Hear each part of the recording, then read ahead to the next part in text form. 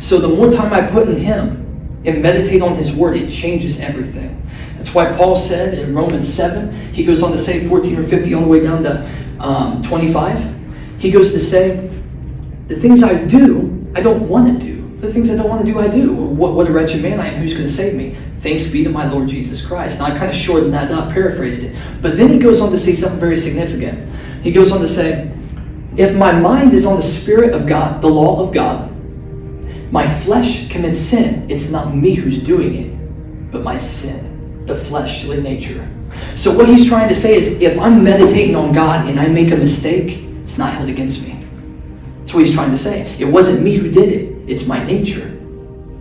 So what happens is it all starts in the mind. Then he goes on to say in the next chapter, Romans 8, and he goes on to 5, and he goes on down. He goes on to say, those who focus on the Spirit, keep their mind set on the Spirit, is life and peace. But on the flesh is destruction. It's death.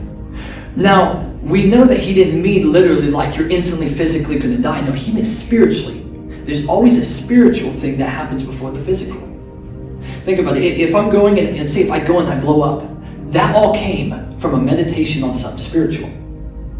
So right now, the first thing we do, we analyze that weakness.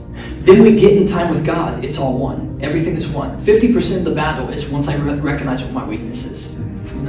So as soon as I recognize that, now I can now retrain my mind and my thinking and know how the enemy is combated.